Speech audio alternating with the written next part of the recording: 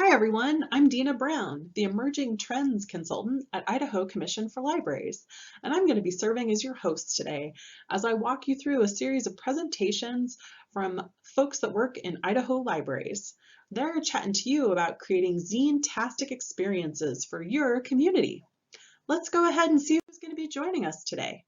We've got Gwen, April, Robert, Jeannie, and Annie, and they're all going to be sharing a different perspective on how they're including zines in their programming and services that they offer to their community members. Let's get things kicked off with Gwen. I'm going to go ahead and hand it over to you, Gwen. Thanks, Dina. Hi, everyone. As Dina said, my name is Gwen Hervishon, and I'm an archivist in Special Collections and Archives at Boise State. And among the hundreds of collections that we have there, there's one in particular that has given me the opportunity to work with zines and to learn about zines and to introduce other people to zines. And so I've put together a presentation to introduce you to that collection, and that is the papers of the late Boise State English professor Tom Trusky.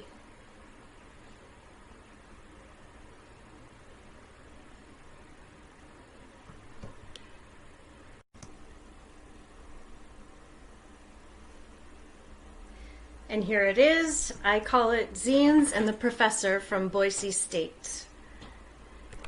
English professor Tom Trusky spent his entire professional career at Boise State from 1970 until he died unexpectedly in 2009.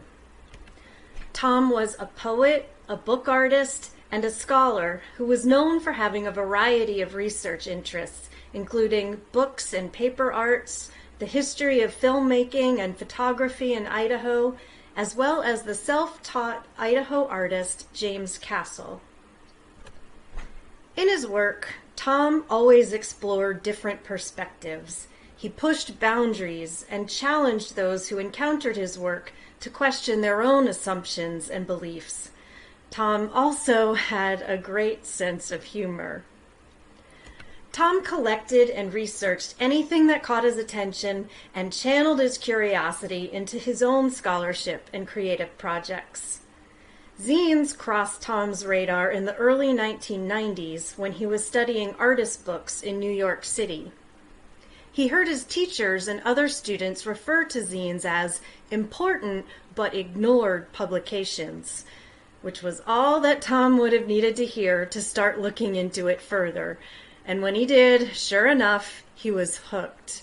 He said, "I found these publications full of energy, ideas and anger, attitude, sense and silliness, and sometimes a sweetness.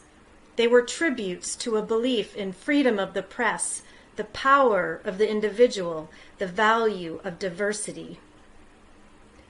Tom started collecting hundreds of zines from Idaho and throughout the United States and beyond. He used the zine catalog Fact Sheet 5 to start making connections with zine creators, until eventually, as he said, zines heard of me and my interest and sent themselves unannounced. In 1992, Tom curated an exhibit called Some Zines, which he promoted as the world's first zines exhibit. It was installed in Boise State Student Union building, and it illustrated the wide diversity of zines. Some zines got a lot of attention from the public as well as the local and national press. In 1993, Tom was interviewed on National Public Radio about zines and about his exhibition. Because of the success of Some Zines, Tom curated Some Zines too in 1996.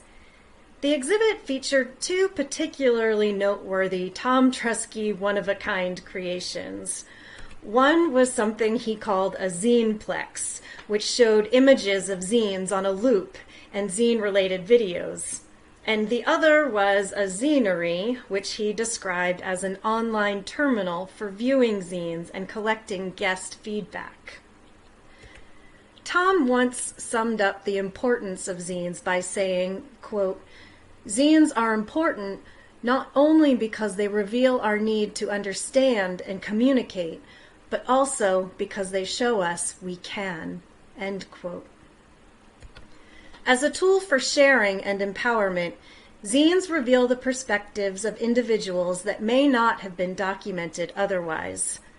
Tom's collection of hundreds of zines, mostly dating from the 1980s and 1990s, are primary sources documenting a wide variety of social, political, and cultural perspectives that are now preserved at Boise State.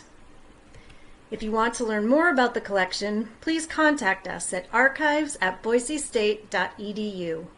Thanks for watching. Thank you, Gwen, for that introduction to zines through Tom Trusky's collection. Zines were obviously a very personal endeavor for Tom. Let's hand it over to April for a look into what the public library she works at has been doing for zine programming. Take it away, April. Hey everybody, this is April Blankenship from up in Kamiah, Central Idaho. And this summer our summer reading program went online due to the pandemic, so we recorded a weekly craft video that was like a how-to that went along with a craft packet that you could pick up at the library. So one of the earliest ones we did was a zine tutorial. Everything from how to fold the paper to what to put inside, and we wanted this to be a low stress activity for people, so I really focused on trying to make it easy, like keep your expectations low, don't put too much thought into it, just start and make it something relaxing. Anything from drawing to a recipe to doodles to whatever. So I'm hoping the recipe zines really take off this fall. I think for the holidays and stuff coming up and the cool weather, people can put one zine recipe to the library. We'll make copies for you, and then you can share it with your friends and family. So this is just a simple Sharpie zine. I also just sat down and made one day just to show people, like, it doesn't have to be like super refined. You can just make it really heartfelt and easy. These are the zine packets that we handed out curbside. Anybody could come by and request one, or we just give them out. But my personal zine project was a collage zine. I started a NaNoWriMo project last fall, and I was really feeling stuck and kind of tired of it, so I decided that a zine project might help refocus my energy and tell the story back to myself, maybe give me some idea of setting. So I had recently taken a class by eBond online about personal map making, and she's really heavy into collage as well. So I already had some images and I was in collage frame of mind. And luckily I work in a library, so I had tons of old books to pick from. I picked out all these images that I thought went with my story. I had to scan them in to make them fit though, so everything was scanned, shrunk down to no bigger than 1/8 of a page, printed out just in a Word doc, and then I cut those and pasted those onto a zine format. So it actually is a copy. It's not just printed and scanned images. And then I even went back with this Time Life book and added words to it to just finish it more, give it more depth. So those are the finished pages, and if you'd like a copy of the zine, I'd be happy to share it with you. If this just inspires you to make your own collage zine, that would be awesome. Reach out if you have any questions. Thanks. Thank you, April, for those great programming ideas and sharing how you used a zine to work through writer's block. What a great idea! For another personal perspective on zines, I'm going to hand it over to Robert, whose microphone might be a little muffled at the beginning, but we're working with the tech we've got. Give us a break, people. Take it away, Robert. Thanks, Dina. Let's talk about storytelling in zines and biography in zines. When I've done zine workshops, I have found that most people default to making a zine about a hobby or something factual, like the history of their town. My guess is that this is because in a library workshop, you are surrounded by strangers, and people don't want to reveal anything about themselves to strangers. During the pandemic, we have been spending a lot of time alone, and there has been a surge of biographical or confessional zines. Quaranzines.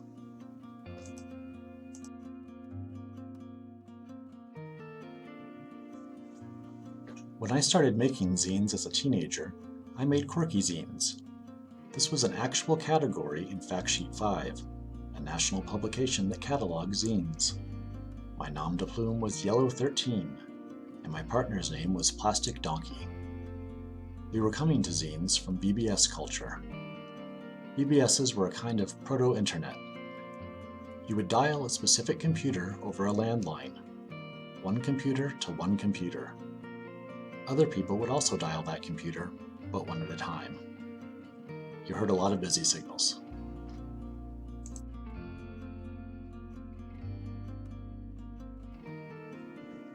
Our zine was called the Happy Bomb. This was way before 9/11 or even the Unabomber, but we still had to fill out extra paperwork at the post office. We had an advice column, normally written by a pig. We reviewed 18th century patents. We were quirky.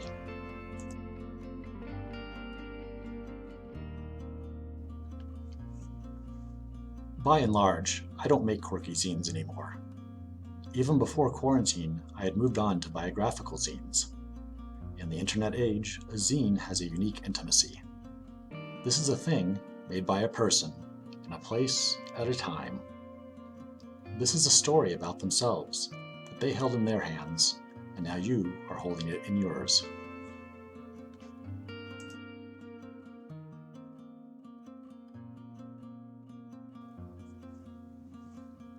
I took a class on personal memoir, and on the first day we learned that most people are really bad at telling stories about themselves. We don't have the perspective to see what is important or interesting. Too many details of our lives creep out before the story begins or after the story ends, and so we have trouble seeing the boundaries.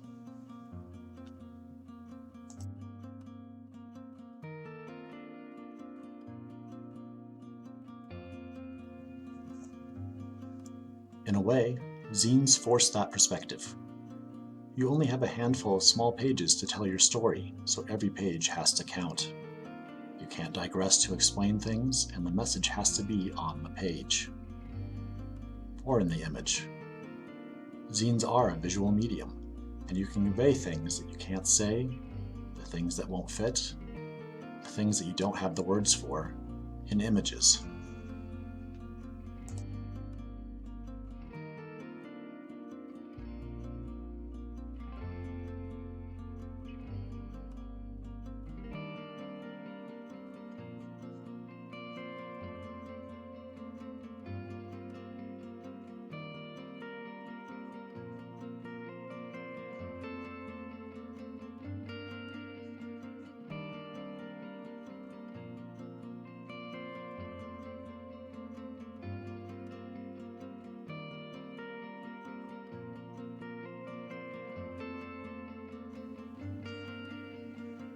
I think that is a challenge that people have in this medium. Unlike a personal essay, which is very much a story, a biographical zine is really a poem. There's one thing I need to say. Maybe it looks like a story. Maybe there's a plot, and characters, and ups and downs, but the gist of a biographical zine is to frame one human moment.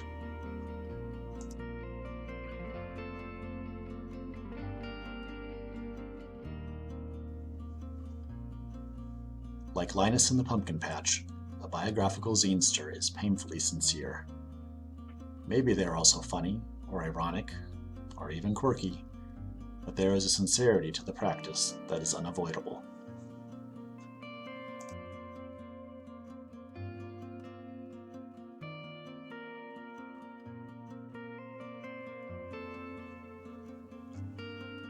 People have trouble telling interesting stories about themselves.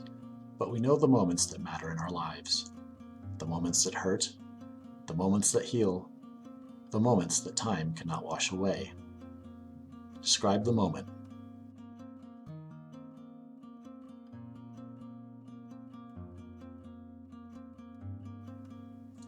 Zines are performative. It's not just what you say, but how you say it. Did you type it or write it? Is the handwriting neat and considered, or scrawled raw and hurled at the world? This is a story I am telling myself. I am telling myself as I write it, and I am telling myself again when I find it, years later, tucked away. This was a story I told myself.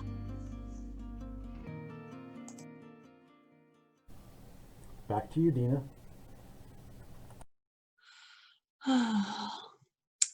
There's something so soothing about that clip. Thanks, Robert, for that walk down memory and technology lane. Next up, we've got Jeannie, who's going to give us a school librarian's perspective on zines. Over to you, Jeannie. Thanks, Dina. Dina and I hosted a zine project at Summer Summit 2020 and introduced a bunch of school librarians to zines. It was a hit. Maybe some of you attended Summer Summit and are using zines with your students already. A few folks were already fans and were excited to add their experience with zines to the conversation. Some of the ideas that were shared really highlighted the flexibility of using zines as an option for students to demonstrate knowledge. There are quite a few advantages to using zines in school. First, they can be as complex or as simple as they need to be for the assignment or for the age group. High school students, for example, can dive into a topic that is complex and synthesize the information using text, graphics, and art.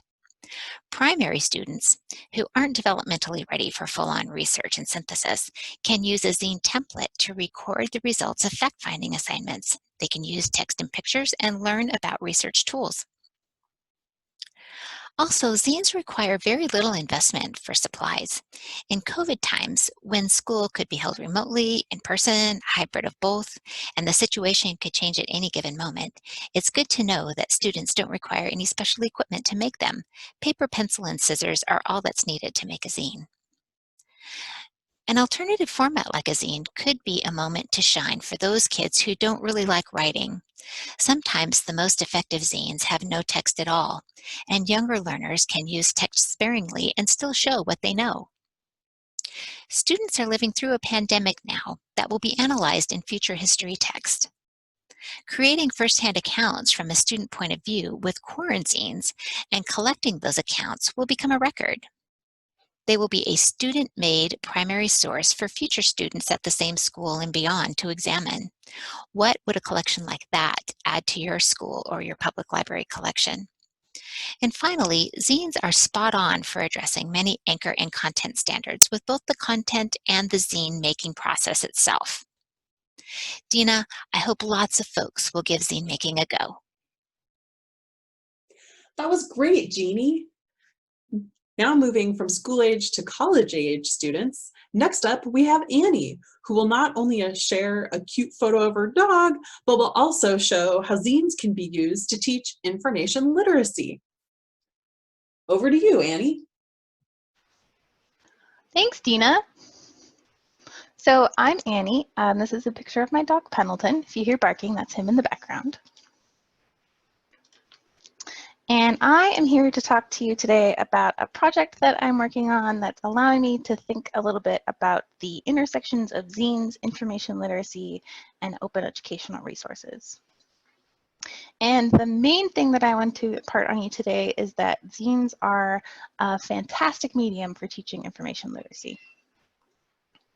So this zine by Kelly McElroy, who is a librarian, discusses zines and information literacy, and she agrees with me that zines are a wonderful avenue for introducing information literacy concepts.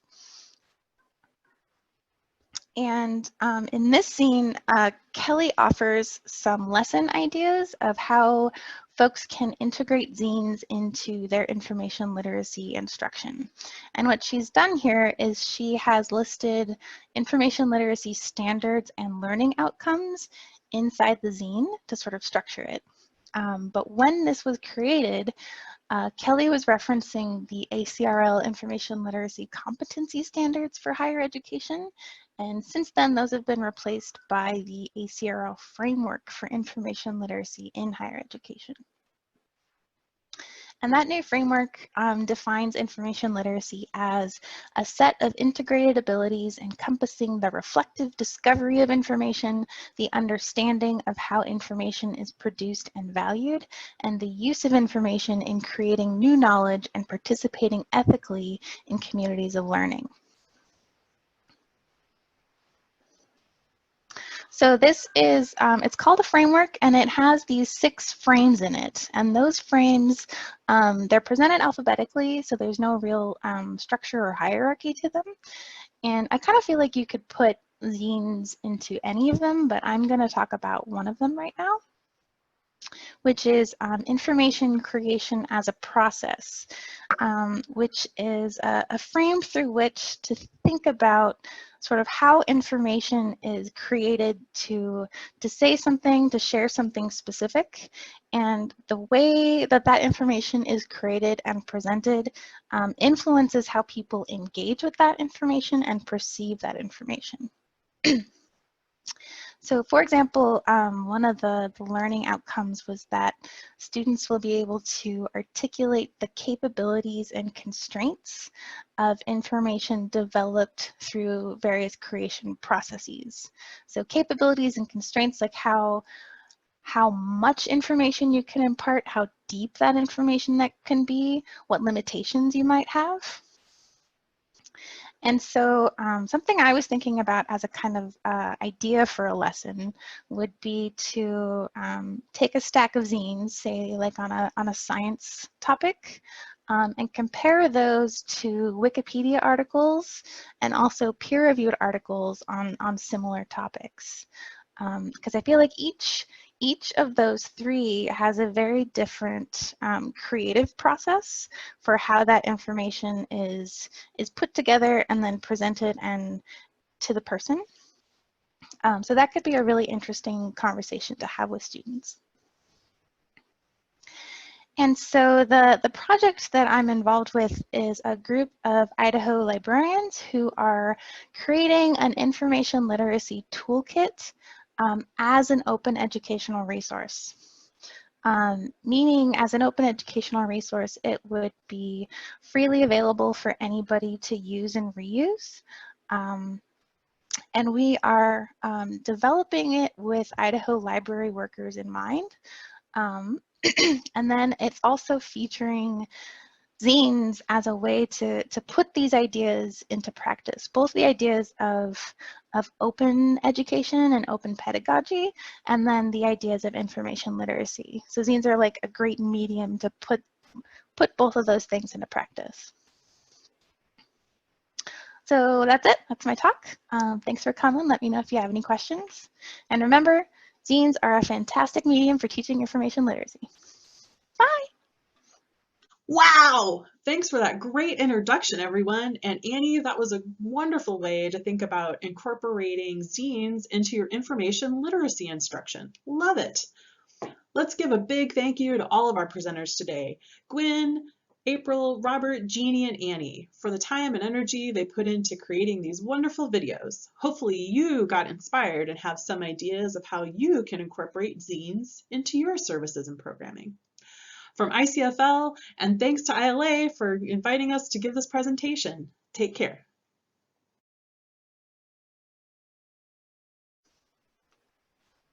And so this new framework that was published in 2015 defines information literacy as a set of integrated abilities encompassing the reflective discovery of information. For those great programming. Are we playing? Are we playing? Are we playing? All right, go get it.